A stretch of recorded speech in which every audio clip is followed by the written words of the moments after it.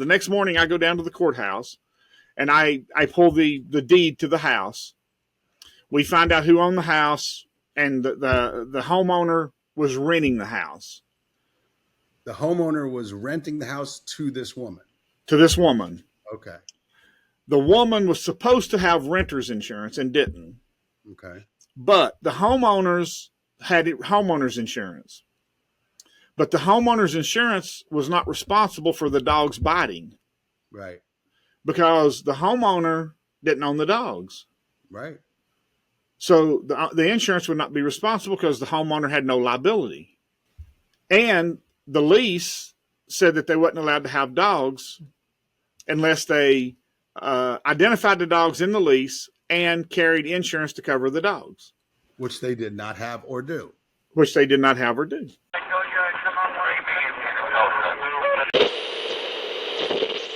And welcome back to True Stories from a Real Private Eye. I'm your host, Vinnie Coppola. With me, as always, is Lynn Lambdin, a real private investigator in Atlanta, Georgia. Thank you so much for joining us again. We are so glad you are here. What do you got for us this week, Lynn? Good afternoon, Vinnie. How are you doing today? I'm good. I'm doing real good, buddy. How are you? I'm doing good, doing good. Well, Vinnie, today I guess we're going to talk about a dog bite case. Okay. And no, it wasn't me. I didn't bite anybody. Okay. I've been called a dog a lot, so this wasn't me. They matched it up, and then mine didn't match. My bite didn't match. So okay. So they looked at your bite records and said, "No, this ain't the guy. This ain't the guy." Yeah. So I was watching TV one afternoon, and I seen this news story about a young child, somewhere between the age of 8 and 12, that got bit in downtown Atlanta by two pit bulls. And when they bit him he was walking across the school grounds at about 12 o'clock during lunch, and he was walking across the school grounds, and two pit bulls chased him down and attacked him. And when they bit him in the head and the shoulders, and they ripped from his ear up and just scalped him. Ugh. And I'm watching this on TV, watching this on the news, and what a horrible, horrific dog bite this was. About 2 days later. How old was the boy again? He was about 12. Okay. And about 2 days later, I get a phone call from one of the attorneys I work for. And they said, "Lynn, we need you to come into the office. We got a dog bite case, a horrific dog bite case." They said, "You may have seen it on the news." And I said, "Okay, I can come in this afternoon. I'm out on the road right now, but I'll come in this afternoon." So I go into the office and I sit down with the attorney and the caseworker on the case, the paralegal. And they said, "This is the case." And I said, "Yeah, I seen that on the news a couple of days ago." And they said, "Well, here's the problem." They said, "The police can't find the dogs and they don't know who owned the dogs." And they go over everything, and they said, basically, we need to find the dog owners. And you're working for the plaintiff. I'm working for the parents of the little boy who got bit. So yes, the plaintiffs. Okay. And the attorney is like a Carlton Banks type attorney. I mean, I don't know what that means. What does that mean, Carlton Banks? Did you ever watch Fresh Prince of Bel-Air? You know what? I've never seen that movie, TV show. Carlton Banks. Okay, this guy this attorney was born and raised in the city, and he was raised in a very wealthy family. Okay. And I think he had just been driving since he'd got out of college, because he'd been chauffeured in a limousine everywhere he'd went. Okay. And his clothes had been tailored all of his life. He lived with a maid, had it made. God bless him. And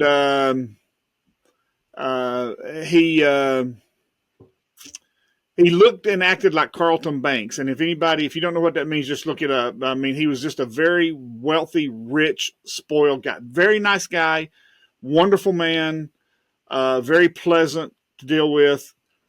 But he had no idea what the real world was like. Okay.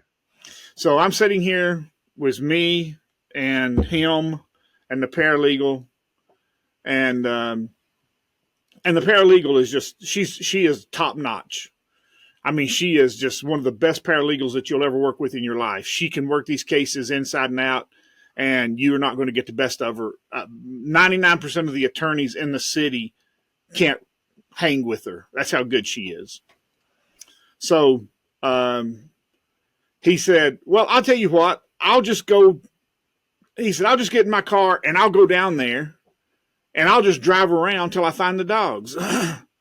And this paralegal looks over at him and she said, you're going to get yourself killed. Yeah. She said, when you get off the exit, Yeah. she said they'll spot you and they'll kill you before you get to the streets. Right. she said, How are you coming? she said they'll see you coming a mile away, buddy. Yeah. She said, you better just keep your ass in your seat. She said, you better let Lynn go do this. Right. Right. and he looked over at her and he goes, what makes you think Lynn can do this and I can't? Yeah. He said, Lynn's white. Yeah. Yeah. Yeah.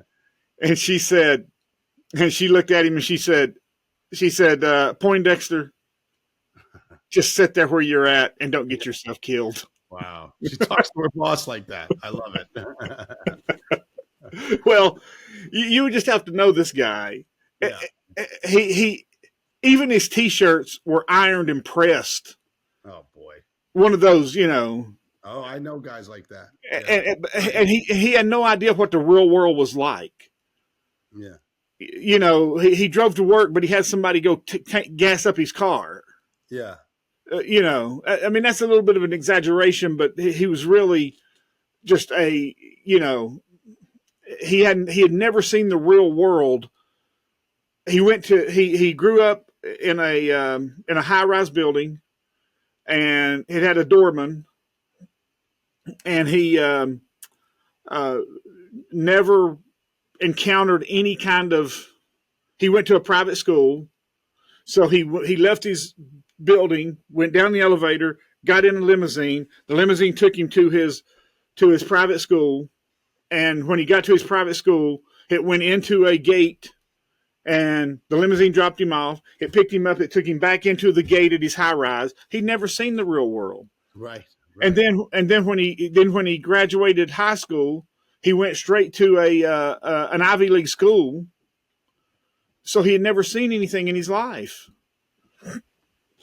So, and she said, look, Lynn has lived in the streets of Atlanta for his whole career. She said he's probably knows people lives on these streets where he's looking for these dogs. She said, just let Lynn go do his job. Yeah. Yeah.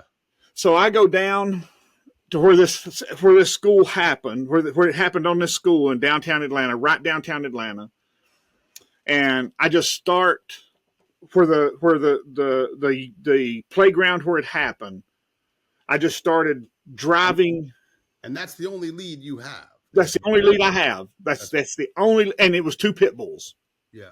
And I had pictures of the pit bull I didn't have 2 pictures. I didn't have pictures of the pit bulls. That's the only lead I had is where the playground where it had happened. And the kids had given descriptions of the dogs.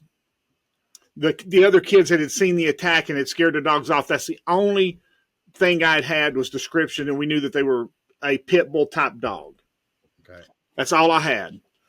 So I go to the schoolyard, and I start driving the streets, looking for these pit bulls.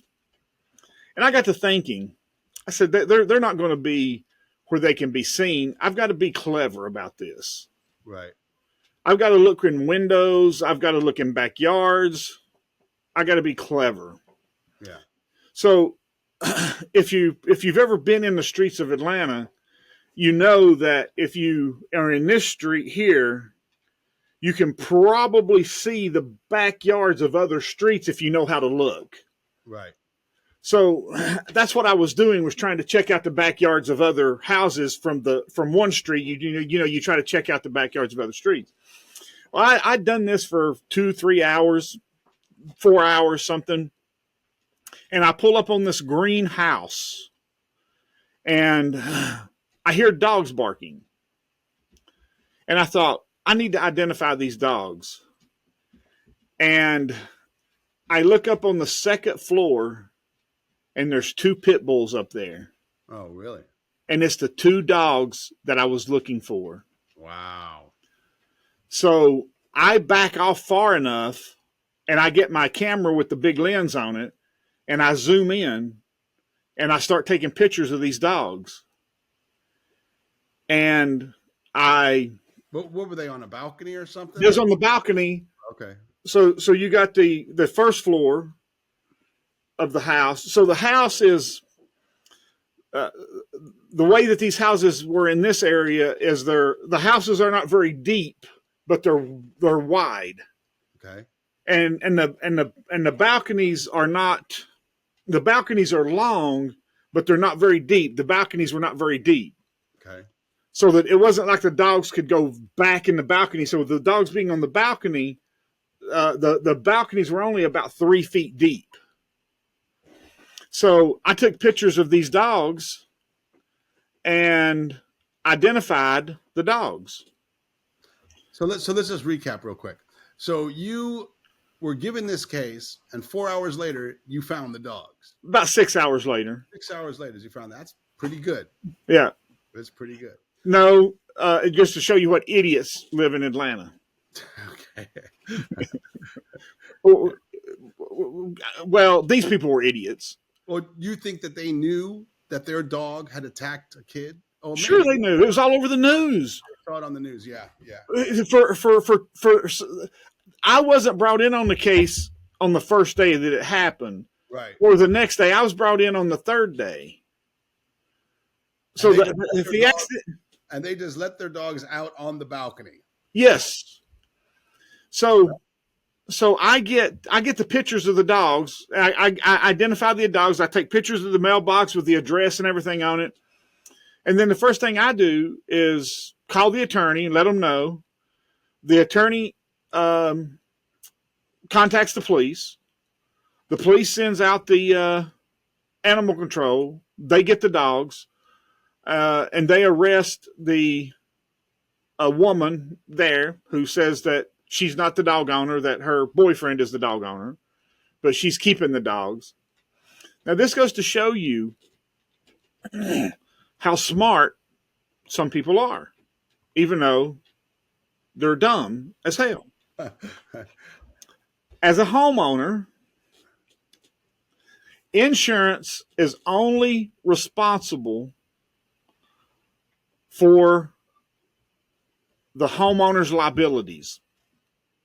So if Vinnie Coppola owns a house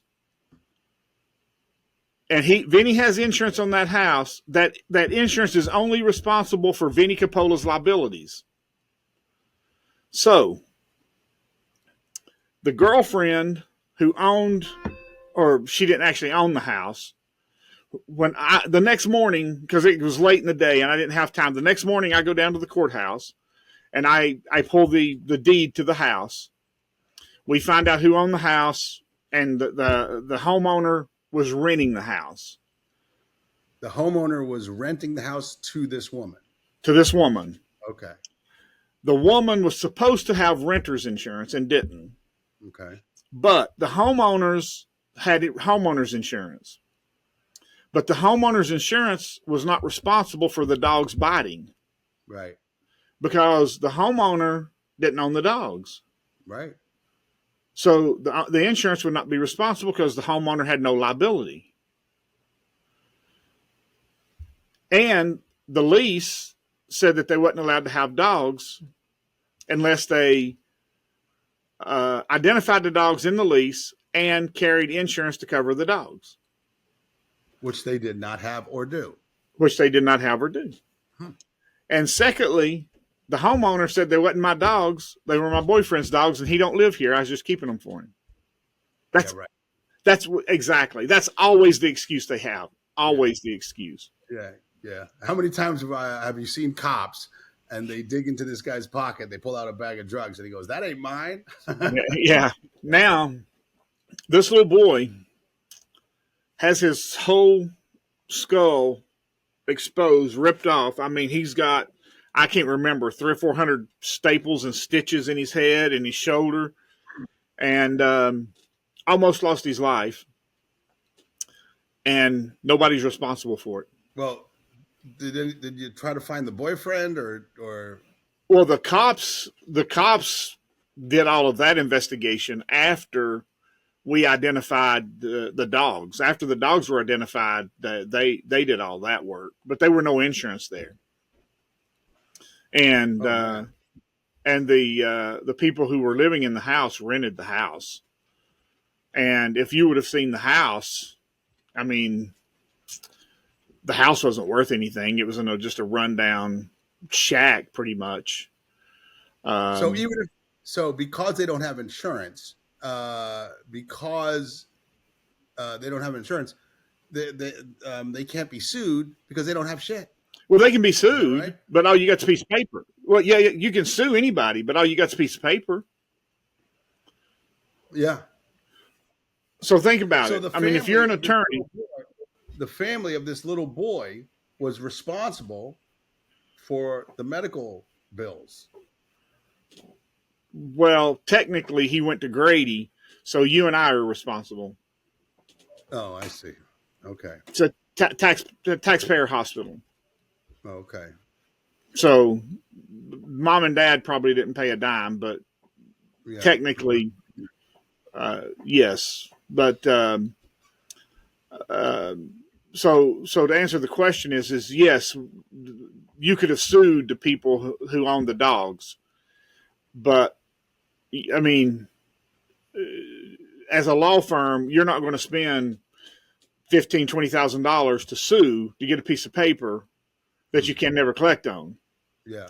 And the plaintiffs didn't have the money to spend to sue.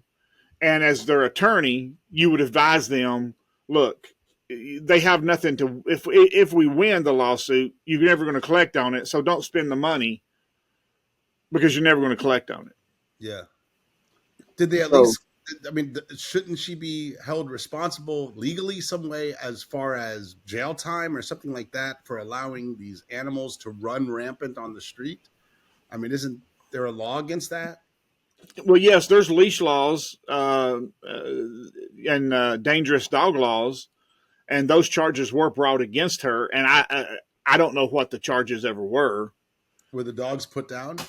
I do believe the dogs were put down. Yeah, I would hope so. Yeah. I mean, I don't like to see any animal, unnecessarily killed unless it's, a steak or something. But exactly. But a dangerous dog just walking on the street, we can't have that. We can't. Well, when a dog goes across a schoolyard and seeks out a child and bites it for no reason, that's a dangerous dog. I mean, there's no question about it.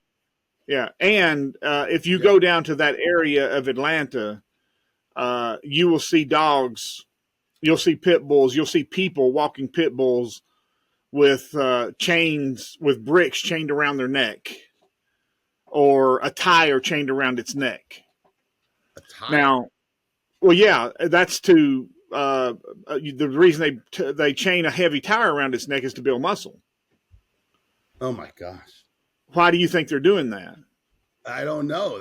I had no idea. That's to fight the dog. Why do you build muscle? To fight. Yeah. They're building the muscle to fight the dog, and the reason they'll take a chain, a logging chain. I mean, a huge logging chain, and wrap it around the dog's neck 4 or 5 times. These chains are heavy. Yeah. And then they'll put a brick on it, a cinder block, a big cinder block. These big white cinder blocks. Yeah. And they'll chain it around the dog's neck, and then they'll run the dog up and down the street. You see it all the time. I'm afraid I've never seen that. Yeah, but I mean, you're not in these neighborhoods. I'm in these neighborhoods all the time. Wow. And I've seen them with tires. I've seen them dragging 2-3 tires behind a dog. And why the police don't stop and arrest these people is just beyond me. You know, You know what? You know what that sounds like to me, Lynn? I mean, there's no other reason to do that unless they're fighting these dogs, dog fighting. that's exactly why they do it. It's dog Yeah. fighting. Yeah, Yeah. that's the only reason they do it. I mean, these underground dog fighting things, they still go on. Yep. They're, wow. I mean, I have dogs, and I've never tied a brick or a tire or nothing around their neck. Right. Right. You know, Dude, I've had a dog. I would take its collar off when it got in the house, just so, he's, like, you know, yeah, relax, if he yeah, has to scratch or something like that, he doesn't the collar in his way. Yeah. yeah, yeah, To wrap a tire and a cinder block around his neck. yeah, Well, dude, you learn. I mean, listen, every time we do one of these podcasts, I learn something new. There's something yeah, new I just learned right there. yeah. It's unbelievable. You would be shocked, Vinny. You'd be shocked at the things you see in downtown Atlanta, and um, they label pit bulls as dangerous dogs. Yeah. Insurance companies label pit bulls as dangerous dogs. Yeah. Um, and I understand why they label them as dangerous dogs. Um, Yeah. Pit bulls. They say pit bulls just attack out of the blue. Well, I know people who have had pit bulls, and my sister had a pit bull, and her granddaughters, my nieces, laid on that pit bull, and the pit bull was deaf, and they would lay on that pit bull, hang on his neck, and everything else, and that pit bull never once even showed any aggression toward anybody. The sweetest pit bull you ever meet in your life. My buddy Howie in L.A. Had a pit bull. It was one of the sweetest dogs I ever met in my life. Yeah, but if you teach that dog to be mean and to have aggression, then of course that pit bull will probably turn on you at some point. That's what they're bred for. They're fighting dogs. Those are killer fighting dogs. Do you know anything about Doberman pinchers? Because I understand that those have a very high turn rate. They'll turn on their owner. They'll just attack. I've always loved them. I've known several Doberman Shepherds that were just beautiful, sweet animals, just unbelievable, very, very smart. Is that higher than a pit bull, the turn rate? I have two right now. My wife has two right now, and they wouldn't turn on you for nothing. Doberman pinchers? Doberman pinchers. And we've had, my wife has had about 4 or 5 before this that we've had since they were puppies, and they lived out their life with us, and they've never turned on us. And I really love those dogs. And my wife trains them with a fly swat, and she can pick up a fly swatter and they'll pee on themselves. Okay. Yeah. All right. Yeah. So I couldn't. Yeah. You have no data on that. Hey, did the boy live? The boy lived, right? The boy lived, but he was seriously injured. I mean, you can probably Google the news story and read the news story on it. Okay. It's just a boy attacked on schoolyard. I think that happened around 2012 or something, 2014, somewhere in there. Okay. If I find it, I'll put the link in the comments for I'll find it. I'll find it for you. Okay. Yeah. You'll find it quicker. But it was a horrible story, horrific story. But yeah. I think so. Was there any brain damage? I don't think there was any brain damage. Okay, good. But he did have severe mental problems from being attacked, because he was just walking across this. There wasn't a lot of people in the park that he was walking across, but it was at lunchtime, and he was just walking across the place, and then the dogs just come out and started chasing him, and just chased him down, and just tore him up, man. Just ripped him from the ear up and just ripped his whole scalp off. Jeez, man. I got to tell you, buddy, I'm curious about the whole "they're my boyfriend" story. I mean, well, where was he? Where is he? What's he doing? why did he leave the dogs there? You know, I mean, that's. Well, I don't even think that the boyfriend story was true. Oh, I see. Yeah, so it was just BS. Oh, they're not mine. Yeah. Yeah. Okay. And Vinny, anytime that we ever work a dog bite story, Yeah. that we always get this, and the reason that we get these stories is because they've learned. Um, it's just it's a learned habit in this, or whatever you want to call it. Um, you have to prove before you can sue the homeowner's insurance.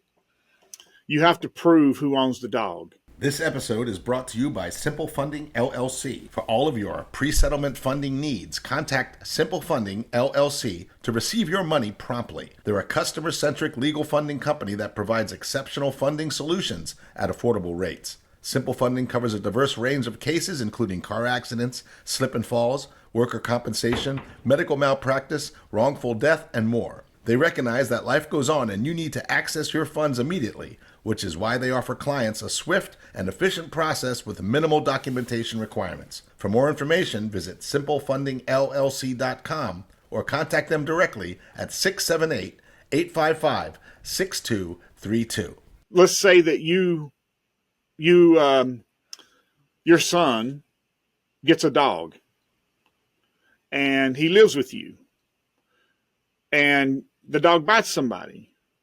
Vinnie says, well, the dog's not mine. It belongs to my son. Well, Vinnie's homeowner's insurance is not responsible because it's your son's dog. Right. Now if your son's underage, of obviously it's your responsibility because your son is your responsibility until he's 18. Right. But if your son's over 18, then it's not your responsibility. That's how you get out of it. Yeah. And that's kind of a way that you get your homeowner's insurance off the hook. And homeowners insurances will fight you if you use that excuse. Yeah. And that's that's why they say that. Well, it's not my dog. Whose is it? Well, it's his dog. Well, it's his dog. Well, it's their dog. Well, it's my neighbor's dog. I was just watching it. And they do that all the time. Yeah. So then it becomes your responsibility to prove whose dog it is, because you don't have to incriminate yourself. I guarantee you, if she had some money, renting or not, they would have come after her. They would have sued her. They would have. Oh, right? Yeah. Oh, yeah. If she would have had any money or any assets that could have been seized, they would have sued. The firm would have sued, definitely. Yeah. But that's another thing that I do a lot of is I do a lot of asset checks. Yeah. Law firms will hire me to, let's say that you're in a wreck or you were dogged by somebody and you do not have enough insurance to cover the injuries that you've done to someone else.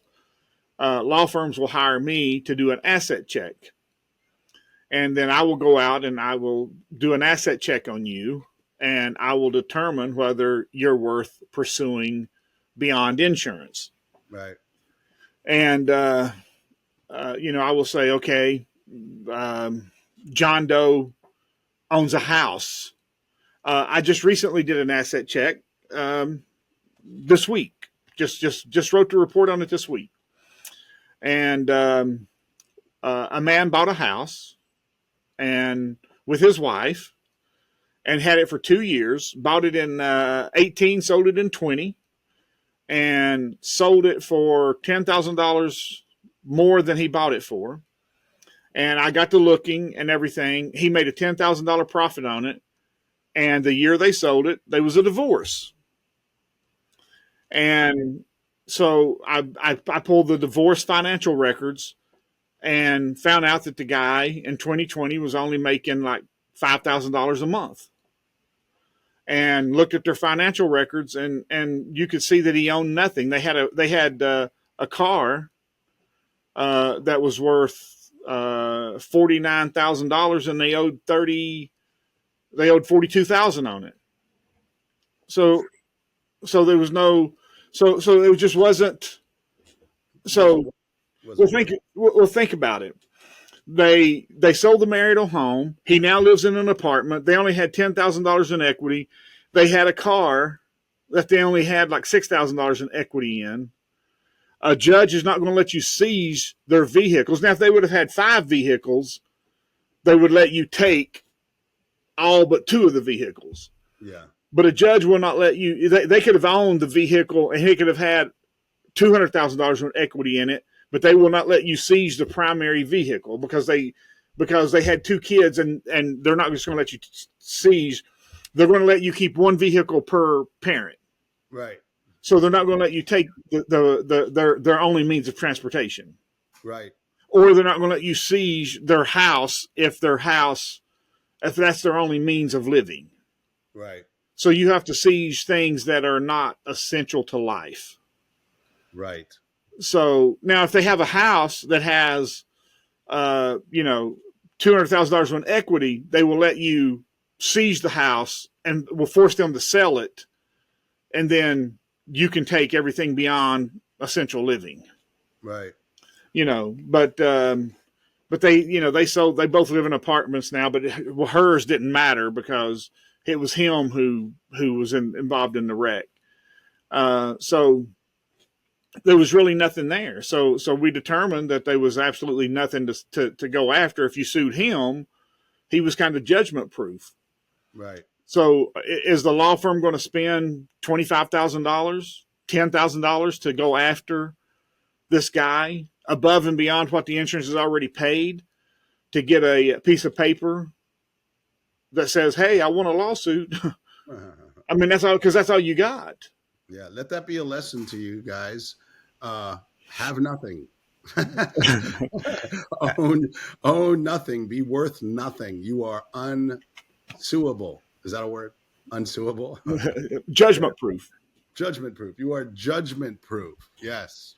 Yeah. Or if you obtain assets, just have the insurance to cover it. Yeah.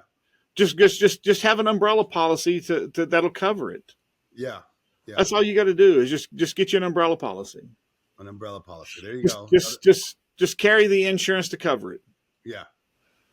Yeah. That's all you got to do. Yeah. It's very simple. Yeah. All right. Just carry your insurance. Every state has a minimum insurance that you can carry.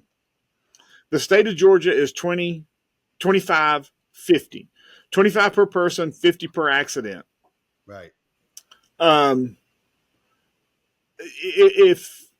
If you in the city of in Atlanta or the metro area, you're crazy to carry the state minimum. Right. Because, well, I guess if you have nothing to lose, carry the state minimum. Because how many cars can you buy for $25,000? Very few. Very few. Yeah. And as you drive down the road, if you left your house in the morning at 8:00, how many cars do you pass that if you accidentally totaled one of them that you could replace for $25,000? Right. Many. Now there's a lot that you could replace for $25,000 because they're older. Right. Probably got a lot of miles on them, but you could replace it for $25,000. Yeah. But half of them are probably going to cost you a lot more than $25,000. Yeah. That means that your insurance is only going to pay $25,000, and that also means that the other party's insurance could come after you for the remainder of the money above and beyond $25,000 and sue you. Yeah. That means they could garnish your wages at work or whatever. Yeah. So just carry the insurance. Just carry the insurance to cover it. Yeah. Yeah. It's that simple. Good tip. I just don't want to be sued, and I don't want somebody garnishing my wages, and I don't want some process server showing up at my door because I know how stressful it is when I show up at people's door. Right. And when I have to explain to them, just turn it over to your insurance. Yeah. Put the knife down. I'm not the bad guy. Right. I'm just a messenger. I'm just delivering the papers. Yeah. Yeah. Yeah. It's funny that they want to take it out on you. Like, yeah. You're just doing your job. Yeah. Oh yeah. Everybody thinks that I'm the bad guy because I'm bringing the papers. Yeah. Yeah. But they do. They want to take it out. I've been called every name in the book. Yeah. and some that I don't even know what means. Right. Yeah. I bet. Yeah. I held a door open for a woman, and she called me a xenophobe. From holding a door open? Yeah, I said, ma'am, I don't know what that is. I said, I may be one. I Yeah. said, I said, if you'll explain the definition to me, I said, we may come to the conclusion that I am one. Right. And she stumbled around on her words for. I said, I had a zenith once. That it has anything to do with that. TV? Is it a TV? Right. Yeah. I said I didn't like it very much, but I said, can you explain it? And boy, she was so mad by the time I was done just going at her that she was spitting nails. Yeah, I bet. And then I just let the door go and hit her. Yeah, nice. And that was at QT. QT. Yeah. All right. Yeah. Oh man, she was angry. She started out by telling me that she didn't need me holding the door for her because she was a woman, and ended up telling me that I was a xenophobe. And I wasn't even really trying to hold the door for her. I was just, my phone rang as I was walking out, and I pulled the phone out of my pocket and I was looking at it. And when I walked out, I just held the door, and I didn't even realize that it was a woman, to be honest with you. I was just being polite. Yeah. I was raised a Southern gentleman. If I see somebody coming, I just hold the door for them. Right. What's wrong with that? And she went to telling me that I was some kind of male chauvinist pig, xenophobe, and all this other stuff. And xenophobe just caught me because I'd never heard the word before. Yeah, I think that means you don't like people from other countries or something like that. I don't know what it means. Still don't know what it means. Didn't care enough to look it up, but I gave her hell about it. Yeah, I mean, let's see if I'm right about that. Right now, that everybody's going, no, that's not what it means, you moron. But why would she think you're a Z? I mean, if that's what it means, I don't know. oh, that's what it is. A person having a dislike or a prejudice against people from other countries. So she doesn't even know what that word means. She just heard that word. Exactly. Knew that it had a negative connotation. So she decided to call it. No, she couldn't tell me what it meant. I asked her, I said, ma'am. Yeah, she heard it somewhere. Yes. She knows that it has a negative connotation. So she just used it on you without knowing what the hell it meant. Well, that's what I told her. I said, ma'am, I may be. Can you tell me what it means? Yeah, I may be. and she just starts mumbling. And I said, I had a Zenith TV. Does it have anything to do with that? I said, because I really didn't like it. Yeah. And she just spit, and she's so mad. And I just let the door go and hit her. Yeah, good. And I just walked off, Boy, some people, I tell you. And I guess I'm not allowed to hold the door for women anymore. I don't know. I still do. I do too. I do too. I mean, I hold doors for men, and I'm not trying to. Look, I'm married. I have 3 kids. I'm not trying to get with you. I'm just holding the door. Yeah, I do. I hold the door for dudes. I do too. If I'm walking out and there's a guy right behind me, I hold the door for him. Yeah, I was just taught to do that. Yeah, and and Vinnie, even though I'm 56 years old, I still fear my dead father because he was, when I was a kid, I would have got my butt whipped if I didn't. Right. And I still fear that butt whipping if I don't hold that door. Right. Now that's the power of spare the rod and spoil the child. Right. Now I wasn't abused as a child by any means. Right. And I didn't get a whipping when I didn't hold the door open. My father said, son, I told you to hold that door open. If I tell you again, I'm going to whip you. Yeah. Now I didn't get a whipping for not holding the door open. I got a whipping for not doing what my father told me. Right. It's that simple. Yeah. And I didn't get a whipping 10 times for not holding the door. I got a whipping once because then I remembered to hold the door open. Right. Yeah. Yeah. And that's the power of fearing authority. Yeah. That's why it's important that you're taught to fear authority. And when people teach their kids to not fear authority, that's why they end up dead or in prison. Yeah. Yeah. That's the difference. Oh yeah. I mean, my dad's still alive, but I still hear his voice. Yep. When I'm when I go off the path. I still hear it. I still Yeah. see the look. And my dad didn't beat me. I got spanked twice, and that's it. Once when I was in first grade. Once when I was like 13 years old, and never You were again. 13 in the first grade? No. I probably would have had an easier time in the first grade if I was 13, but no. And both reasons were for disrespect. Yep. Yeah. Both reasons were for disrespect. Yep. Respect was a big one in my family too. I wasn't allowed to disrespect anybody. Yep. Yep. And I don't have any negative feelings for my dad. I don't have PTSD or whatever. I don't blame my life's problems on the 2 spankings I got when I was a kid. I deserved both those spankings, both of them. Vinny, I got my ass beat several times growing up, more than twice, and I have no negative feelings towards my father. And was your dad a big man? No, he's smaller than I am. Really? My dad was 6'3", big barrel chest, big guy, full head of hair, hairline right down here. Real big guy, very intimidating. He could straighten you out with a look. Yep. Of disappointment. Oh yeah, my dad was the same way. My dad was a very strong disciplinarian, but here's the way I look at it today. I thank my father every day of my life for his discipline. Oh, me too.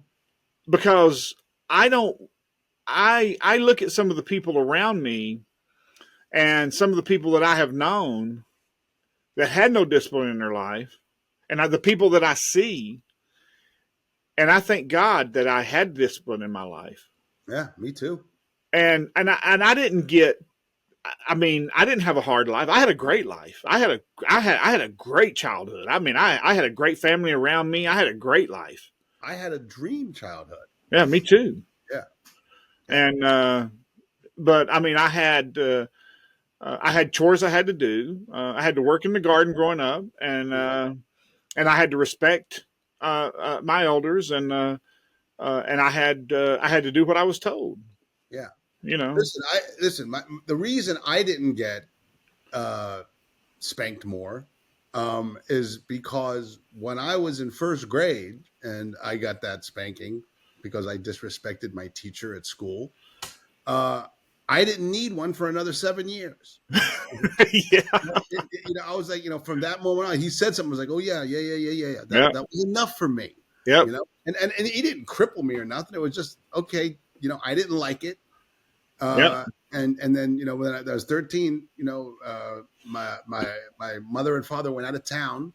They were on vacation, and my grandmother, my mother's mother, came to stay with us and watch us, and we treated her like dog shit. And when my dad came home, we totally deserved exactly what we got from him. And after that one, I said, okay, there will be no more of me doing anything to elicit, I don't know if that's the right word, that kind of punishment again. So I hear his voice in my head all the time. Yep. And my dad taught me other things in life other than discipline. He taught me, of course, he taught me everything I know.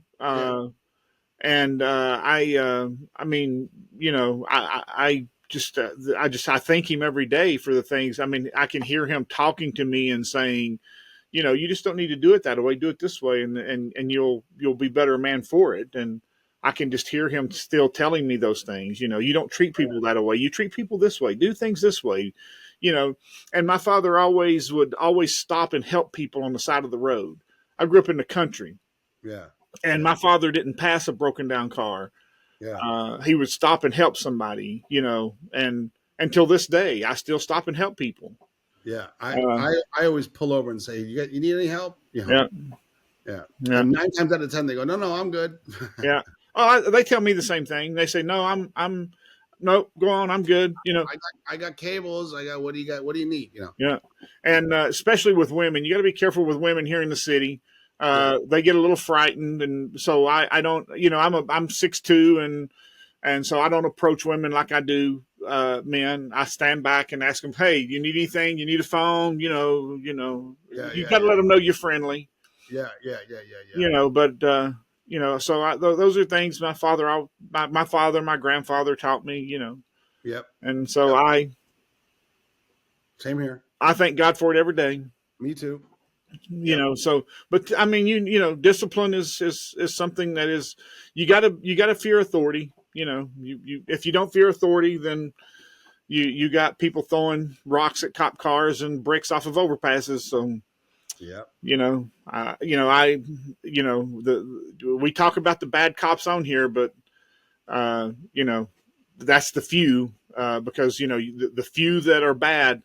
You got to remember, there's probably 1.5 million police officers in this country, and you never hear about the good. You never hear about the good. No. Yeah, because the good doesn't draw. I was watching the news the other day, and I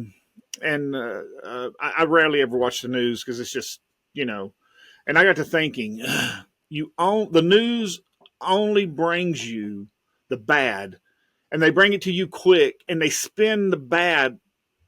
They even spin the bad in a way to make it worse than it really is. Oh yeah. To get viewers. So to get advertising dollars. The viewers they have, the more they can the charge. The more they can charge for commercials. Yes, that's what it's all about. So and that's something that I've thought about a long time, Lynn. Because the reason that there are TV shows on the air is because of commercials. If a TV show is not generating the revenue for commercials, it's not making, and people do not want to advertise on the show, then the show goes away. And we all know shows that didn't last very long because they weren't getting the viewers. Well, the news is the same way. It's a TV show that needs commercials. It needs commercial dollars. So based on that, how can you believe everything you see on the news? Exactly. They're just trying to over dramatize. They're trying to get viewers. Yep. And then, so for that reason, the news sucks. Oh yeah. Yep. The news sucks. As our buddy Steve Mangola would say, people always ask me why I'm smiling all the time. I stopped watching the news 5 years ago. Yeah. Well, I agree with Steve on that. I don't watch the news anymore. I quit watching the news years and years ago because of that same reason. The world is not as bad a place as the news makes it. Some areas may be, but most of it is not. But it's just the news just makes it a much horrible place because they're just trying to sell advertising dollars. Exactly, 100%. Yep, that is right. But I'll find that story, Vinnie, so that we can put a link to it. Okay. And if I can find my pictures, I will get those over to you so we can put those up for people to view of the dogs. Okay. On the porch. It's a greenhouse, and you can see the dogs on the balcony. And I did have those pictures, but I don't know if I still do or not. I will have to find them, and I'll try to find them, and so we can upload them into so people can look at those. Okay, so so stick around till the end of the end of the show, and if we find those pictures, we'll put them up there, and you can take a look at actual photos from a case that Lynn worked, where he was taking pictures of the pit bulls that caused damage to this 12-year-old boy. And if I would have thought about it sooner, I didn't think about the case until today, actually. But if I would have thought about the case sooner, I would have looked the pictures up. But I didn't even think about it until today. Oh. Well, not a big deal, but that'll be something. If you see him, we found him. If you don't, we didn't. But thanks again for tuning in. This was a lot of fun, Lynn.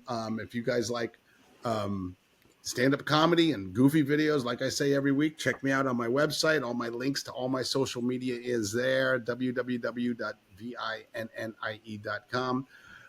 Once again, I have to tell you, if you're looking for someone, if you need someone surveilled, if you need to serve someone some papers, Lynn Lambdin is the best, ladies and gentlemen. Tell them your website. www.lwias.com. That's lwias.com. And thank you, Simple Funding, for advertising. And hopefully next week we got a new advertiser. Okay, good. That'd be awesome, man. I'm looking for that. That would be great. Yeah, yeah. All right. We so thank you for being here. If you can, click the subscribe button and leave us a little comment or a review. Stick around for those pictures. We'll see you next week.